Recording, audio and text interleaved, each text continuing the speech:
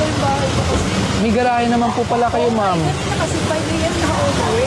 Opo, I understand that. Pero kung 5 a.m. kasi, alam niyo naman, bangketa yan.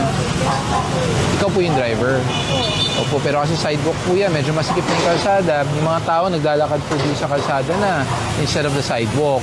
Saka kanina po kami dito, wala naman pong lumalabas. Tulog pa po kasi umaga ako umuwi. Opo, pero I hope you understand, ma'am, ha? Hindi ko kaya, sir, na...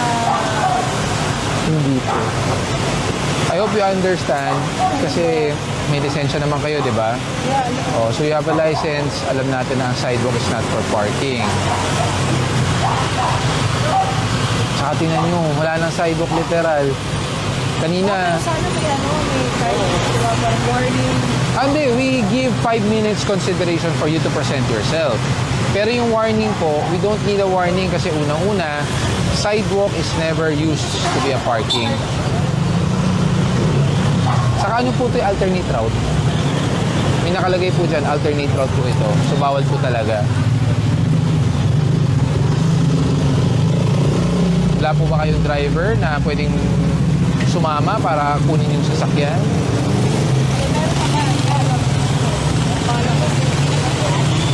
Wala po tayong magagawa kasi may violation talaga eh. Saka maluwag kanina eh. Sana pinabuksan nyo na lang po yung gate.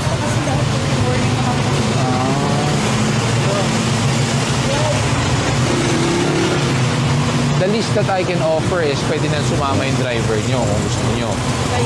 Ngayon, para hindi na siya mahirapan pumuntang Tumana, Marikina, then you can process the documents. Kung kanino nakapangalan yung sasakyan, kung hindi po sa kanya at ibang tao, kailangan lang po ng authorization letter that you are authorizing your driver to transact, to pay for the violation, and to retrieve the car. Ang name kasi nakapangalan pa din sa first owner. May deed of sale naman. Meron naman. Ayun, okay lang. Deed of sale lang. Ito lang, papel lang sa loob eh. Sige po. Pwede pa kaya? Opo. Actually, kung sasama yung driver nyo, edi nandun naman yung papel, pwede na niya i-present yun. Tapos as long, I'm pretty sure may license naman yung driver nyo. Makukuha naman kaagad yan. It's Tumana, Marikina po. MMDA impounding area, Tumana, Marikina. May notice naman yan. Naiiwan sa akin. Yes. Pero kailangan dalhin ng driver nyo. Kung pupunta na siya kayo, kasama siya. Kailangan niya dalhin yung notice.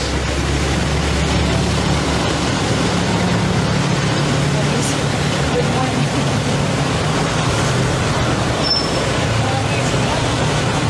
Parking na lang kasi sa loob sa susunod. Dapat talaga, kaya lang, nakita mo yun, sir, dami nakaharap din sa gate.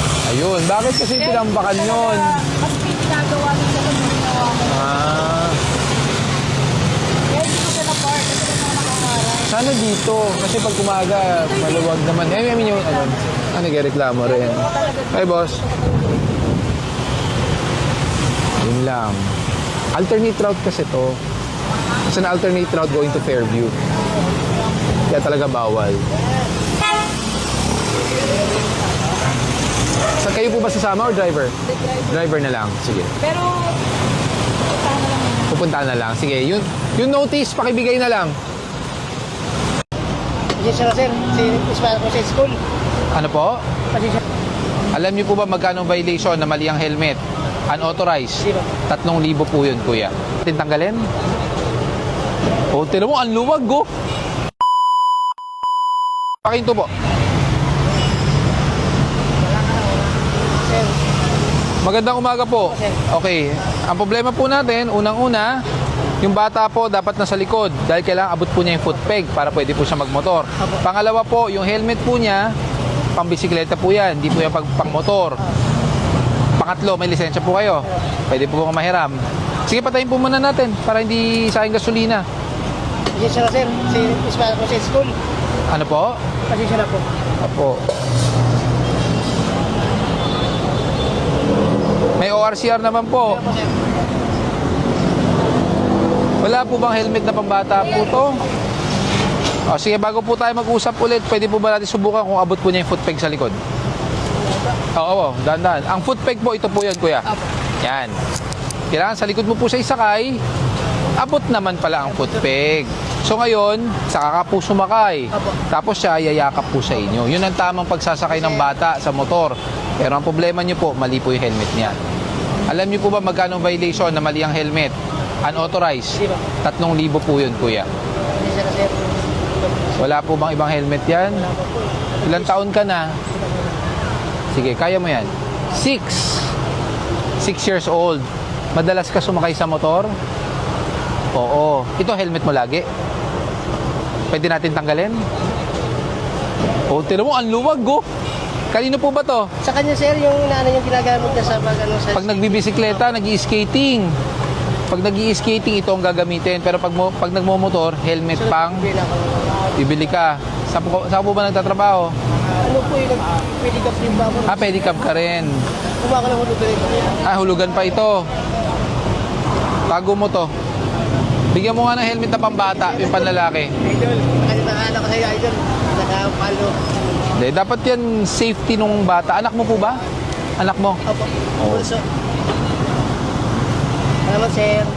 Sa susunod baka sa susunod ikaw naman ang walang helmet.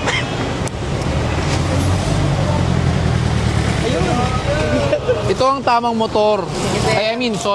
Tamang helmet pang motor ng bata. Pwede na siya dito, sir. Pwede siya, basta abot niya yung footpeg sa likod.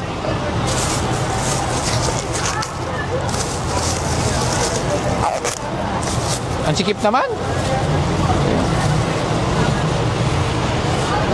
Yan.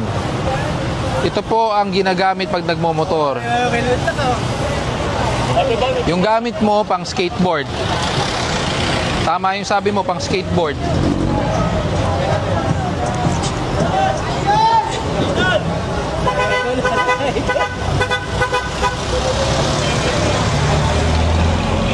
Mahilig ka ba sa Spider-Man?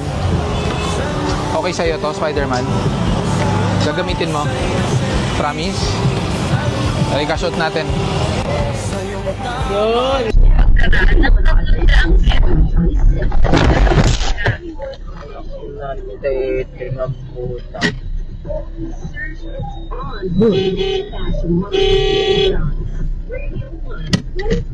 Auditions happening now.